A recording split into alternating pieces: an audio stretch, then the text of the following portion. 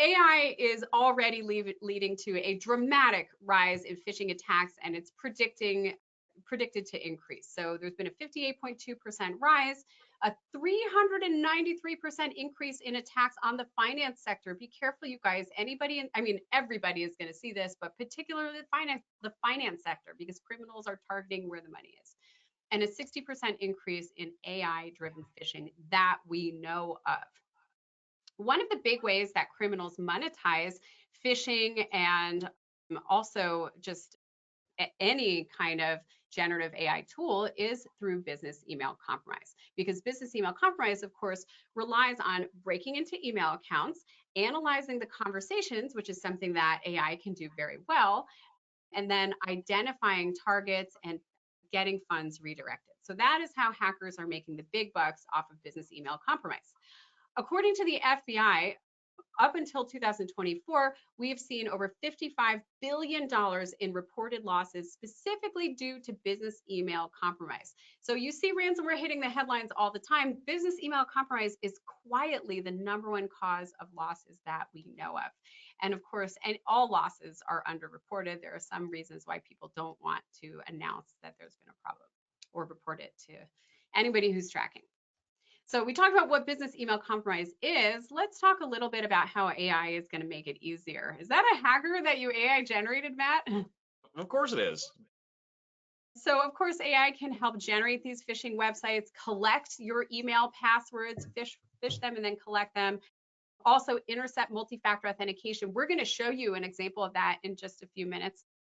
It can generate scripts for emails and also for phone calls. That can be used also to help in this process.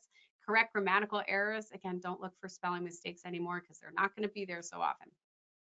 Very little technical skill for the hackers is required. I'm almost hesitant to call these guys hackers anymore because it's really just following prompts.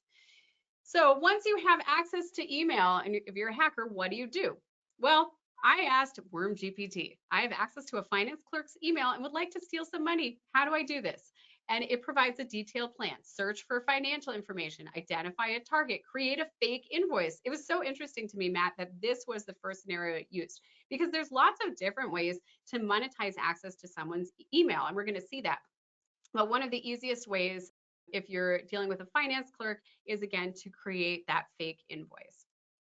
So, and then it gave us a sample email to intercept and redirect an invoice. So, dear whoever the finance clerk is, I hope this email finds you well. I'm writing to request payment for the IT consulting services provided to your company by our firm, Cybertech Solutions. Total amount due is blah, blah, blah. Please process the payment as soon as possible to avoid any late fees or disruptions in service. So again, this is all perfect English. It's very professional. If a hacker doesn't speak English very well, not a problem. They're going to figure it out.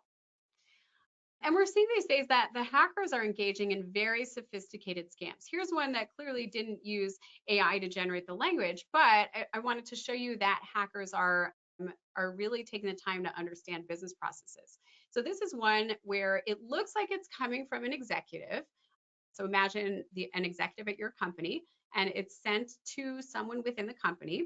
And they say, hello, we're hiring 2 private individual contractors and would like to do some one-off payments for them. Apart from a W-9, what other documents do we need to set them up as vendors for direct deposit today?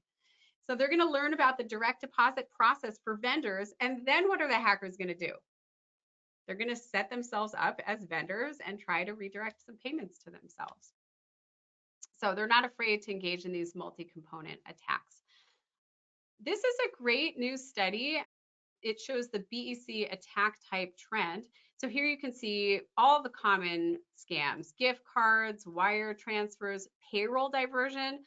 Let's take a look at an example of that. So this is where an employee might email and say, hi, I've recently changed banks. Can you update my payroll direct deposit information?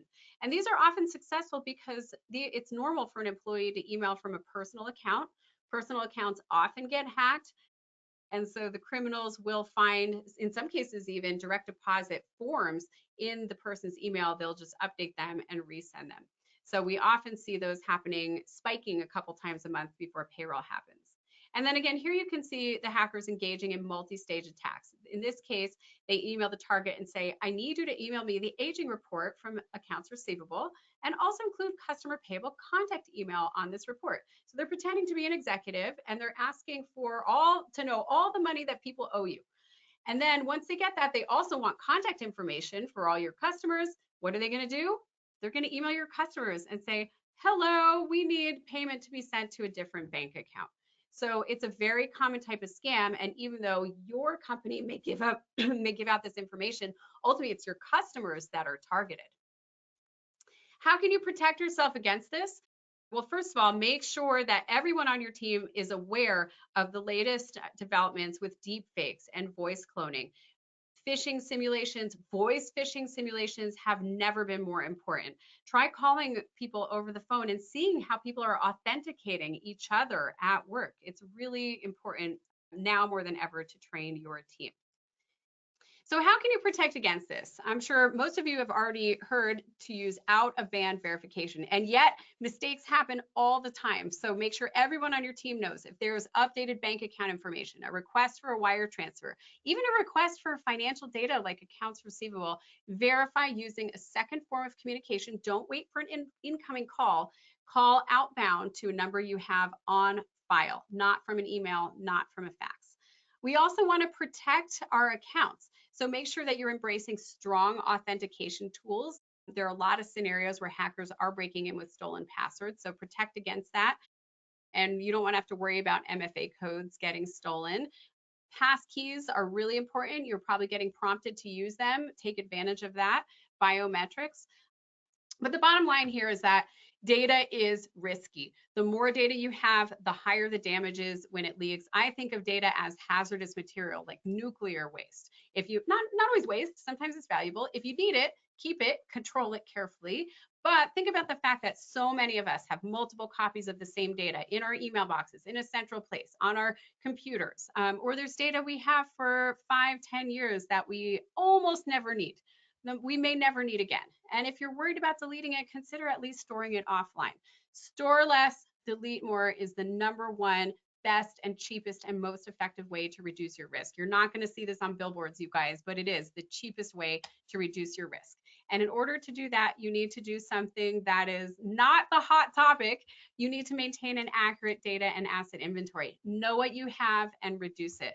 And honestly, this is an area where AI can hopefully help us with that, not just in the long run, but also in the short term. Because remember, the hackers are using AI too. Thank you so much, everyone. Again, this is Sherry Davidoff, CEO of LMG Security. If you have any questions, please reach out anytime. We'd love to hear from you. You can email us at info@lmgsecurity.com or find us on LinkedIn and follow us on Twitter. Thanks so much for joining, and we'll see you next time.